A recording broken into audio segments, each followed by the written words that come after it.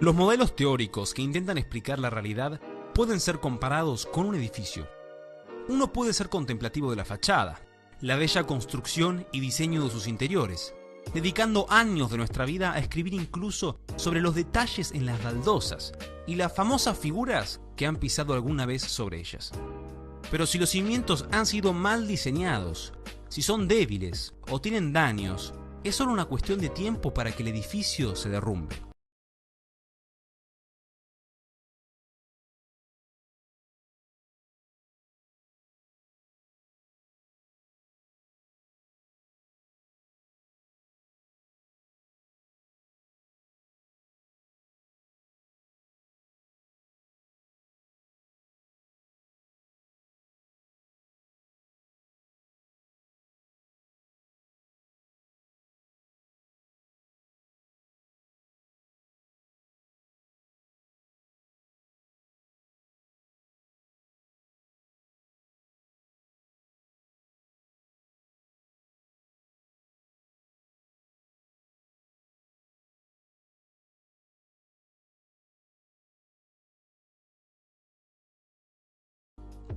En varios videos hemos citado las teorías del valor trabajo.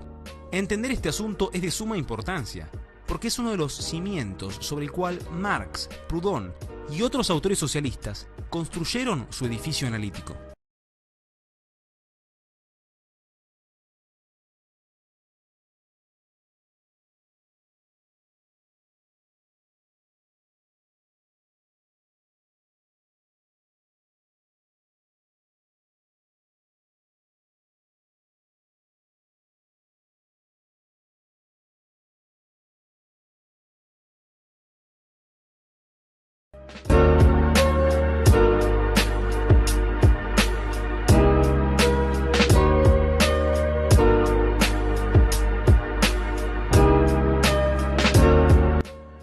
Durante el siglo XVIII y XIX existía bastante intriga y confusión sobre qué era el valor, los precios, los costes y cómo estos se relacionan entre sí.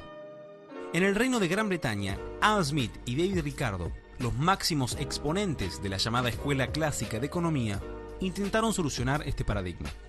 Adam Smith conceptualiza que el valor de un bien económico proviene de la cantidad de trabajo que éste lleva incorporado. Famosamente ejemplifica: si en una nación de cazadores, por ejemplo, cuesta habitualmente el doble de trabajo cazar un castor que un ciervo, un castor debería naturalmente intercambiarse por, o valer, 2 ciervos.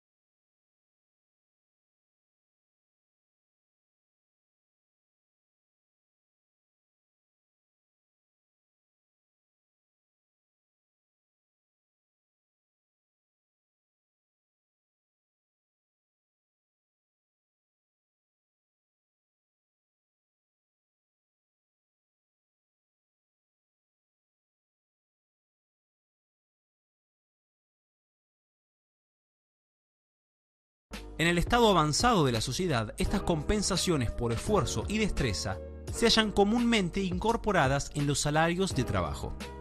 El trabajo mide el valor no solo de aquella parte del precio que se resuelve en el trabajo, sino de la que se resuelve en la renta y la que se resuelve en el beneficio.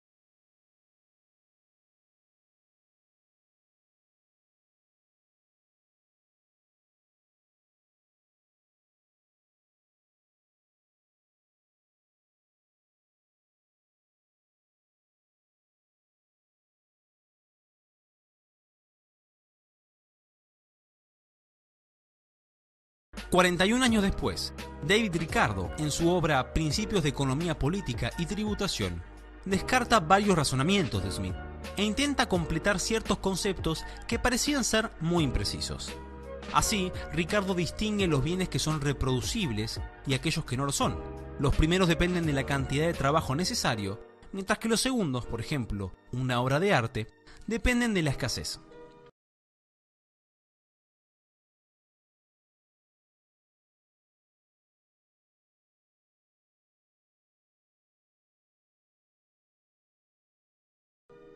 Ricardo hace un particular énfasis en las rentas y los salarios. Para Ricardo, el beneficio nace de la diferencia entre la cantidad de trabajo requerida para producir las subsistencias de la fuerza de trabajo y la cantidad total producida por esta fuerza.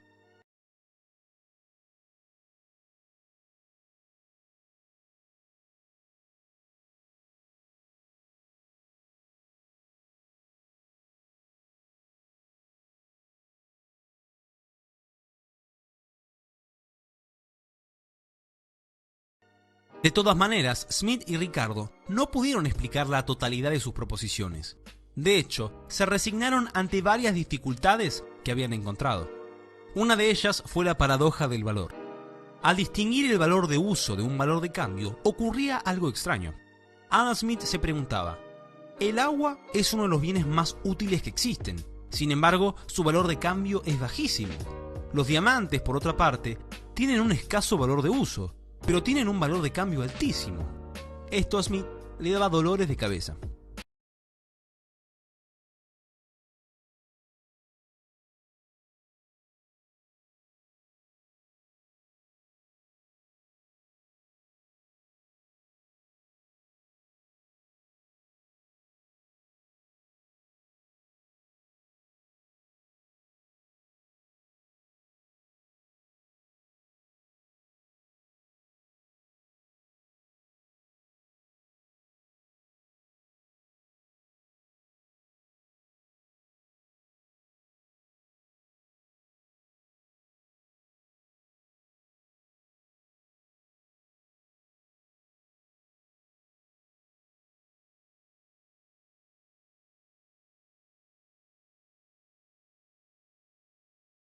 Luego de la obra de Ricardo nació de esta un numeroso grupo de pensadores anticapitalistas que se los suele llamar socialistas ricardianos. Figuras como Thomas Hodgkin y William Thomson son los primeros en desarrollar las teorías de la explotación, conceptos que eran deducibles o directamente implícitos en la obra de Smith y Ricardo. El razonamiento que hacen estos pensadores es el siguiente: si el valor de la inmensa mayoría de bienes económicos proviene del trabajo, entonces, ¿de dónde viene la ganancia del capitalista? Evidentemente, cuando un capitalista contrata a un empleado y éste produce un bien, el trabajador no está recibiendo el valor íntegro de lo que produce. Esa parte se está yendo a las ganancias del capitalista. En otras palabras, el capitalista le está robando a los trabajadores las ganancias que les corresponden. La conclusión de estos pensadores es que el capitalismo es injusto, porque la explotación es una característica intrínseca de sus métodos de producción.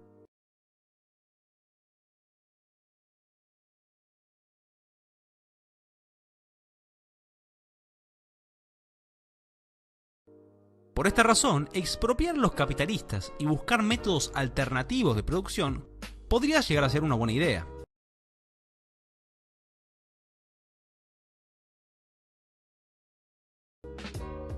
Pierre-Joseph Proudhon propone todo un sistema político en base a esta idea. Johann Karl Rodbertus intenta formalizar una teoría de la explotación. Y finalmente llegamos a Karl Marx. Marx, como economista, es la mera continuación de esta línea que comienza con Smith y Ricardo. En la primera oración del tomo 1 del Capital, Marx comienza afirmando que la sociedad capitalista puede verse como un inmenso arsenal de mercancías.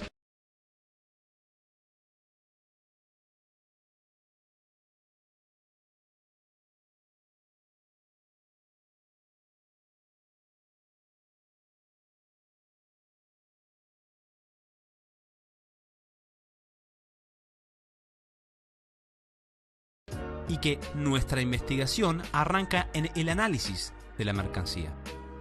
Marx describe que una mercancía tiene un valor de uso, que corresponde a su utilidad, y un valor de cambio, que se describe cuantitativamente y se manifiesta en el intercambio. Él se pregunta, ¿de dónde viene el valor de cambio de una mercancía? Aquí, él seguirá el pensamiento de Aristóteles, asumiendo que debe existir un factor común, una magnitud igual en el cambio que permita comparar su valor. Hay que reducirlos necesariamente a un algo común respecto al cual representen un más o un menos. Este algo común no puede consistir en una propiedad geométrica, física o química, ni en ninguna otra propiedad natural de las mercancías. Las propiedades materiales de las cosas solo interesan cuando las consideramos como objetos útiles, es decir, como valores de uso. Como valores de uso, las mercancías representan ante todo cualidades distintas. Como valores de cambio, solo se distinguen por la cantidad. No encierran, por tanto, ni un átomo de valor de uso. Ahora bien, si prescindimos del valor de uso de las mercancías, estas solo conservan una cualidad, la de ser productos del trabajo.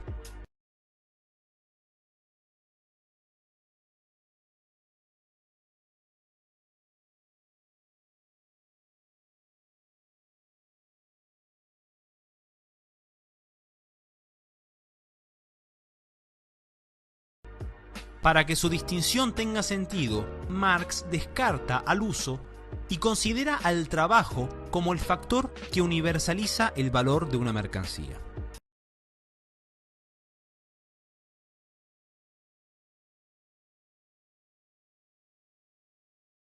Una pregunta que surge es, si una mercancía tiene un alto valor de cambio y la queremos cambiar por varias de un valor de cambio menor, ¿cómo se mide este valor de cambio?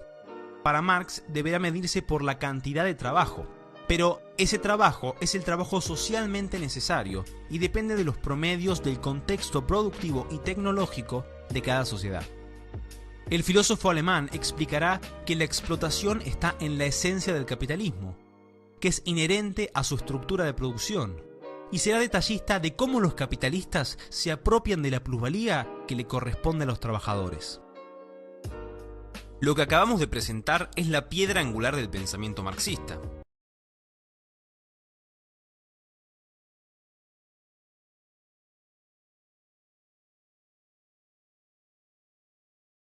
Pero obviamente, esta no está exenta de críticas.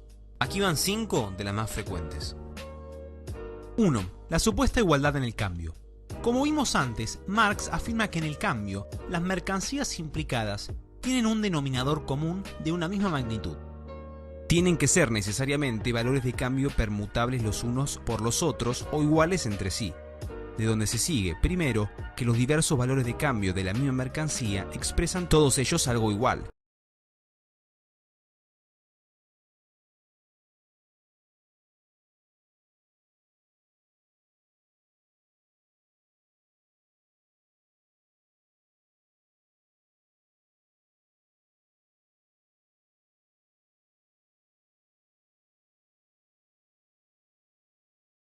Segundo, que el valor de cambio no es ni puede ser más que la expresión de un contenido diferenciable de él, su forma de manifestarse. ¿De dónde siguen estas afirmaciones? De ningún lado. No es necesaria la existencia de una magnitud de igualdad para que se produzca un cambio, y menos aún que sea un elemento común único y universal. Justamente los intercambios implican como condición suficiente una desigualdad de valoraciones subjetivas, es decir, valoraciones opuestas, no iguales. No existe una medida objetiva de la demanda subjetiva en el mercado. Estas deducciones Marx las saca de Aristóteles y de la metodología de Hegel, pero no tienen ninguna coherencia.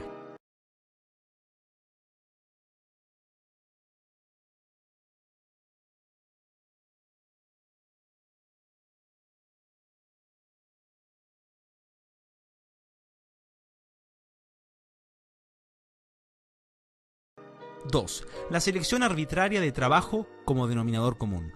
Existen muchas cualidades en común entre las mercancías intercambiadas. Como ya hemos citado, Marx descarta todas y dice que la única es el trabajo.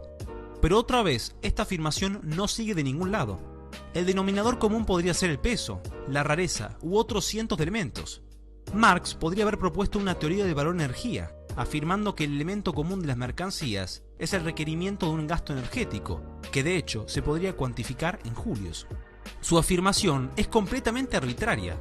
Por más que existiese un único denominador común, Marx de ninguna manera demostró que ese es el trabajo.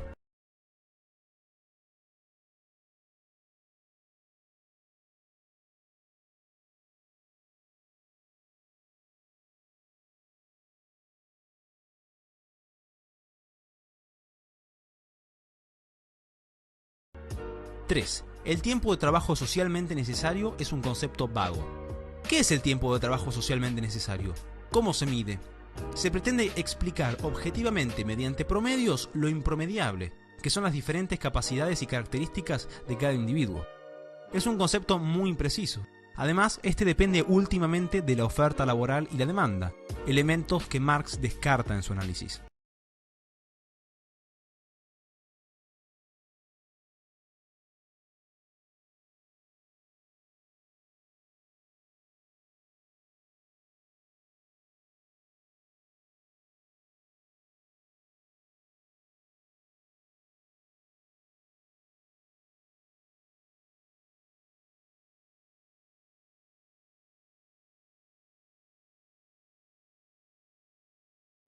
(4) Se elude deliberadamente los bienes económicos que no son compatibles con su análisis. Cabe sostener que el precio de aquellas cosas que no tienen un valor intrínseco, es decir, que no son productos del trabajo, como la tierra, o por lo menos no pueden ser reproductivos mediante el trabajo, como las antigüedades, las obras de arte de determinados maestros, etc., pueden ser determinados por combinaciones sumamente fortuitas. Aquí no hay mucho para decir. Simplemente hay miles de ejemplos que no encajan en el análisis de Marx, y hasta el día de hoy se los suele trivializar o se los intenta explicar de manera muy forzada.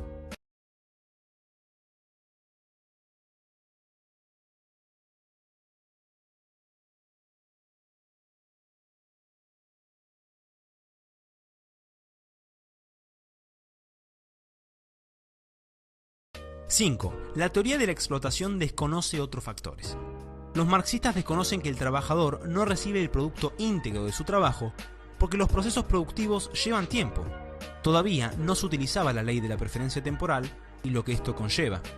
El valor íntegro de un bien solo estará producido cuando éste es terminado y vendido en un tiempo más o menos prolongado. El trabajador, por lo tanto, recibe el beneficio esperado descontado por el interés, o para ser más técnico, el valor descontado por el tipo de interés de la productividad marginal.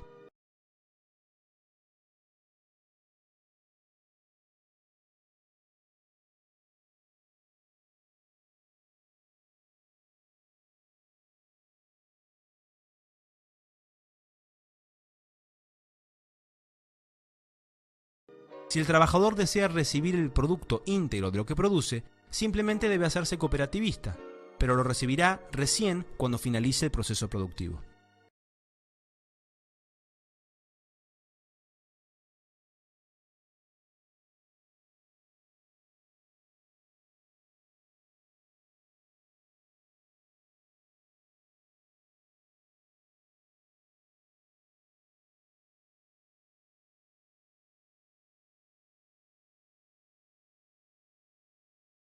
Conclusiones. ¿Representan estas críticas el fin del marxismo? Es evidente que afirmar que la teoría marxista es válida tiene sus dificultades. No es necesario decir que el marxismo es completamente falso, sino completamente inútil.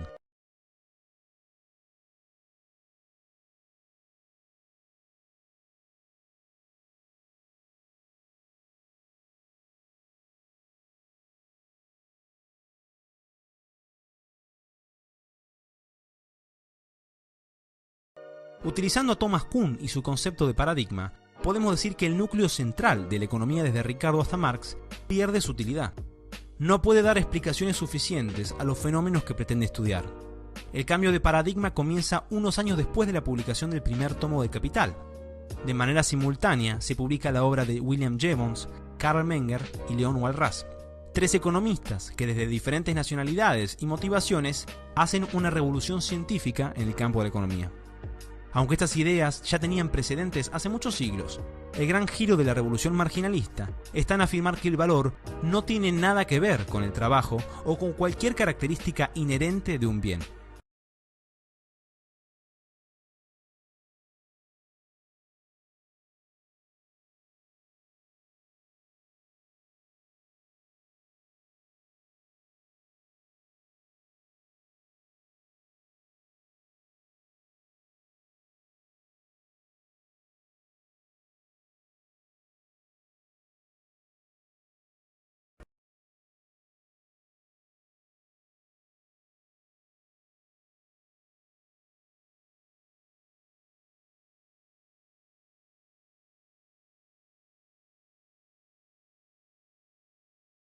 El valor emerge de la percepción subjetiva de un individuo sobre la utilidad que le puede dar un objeto, un bien o un servicio para alcanzar sus fines en un contexto y tiempo de un momento dado.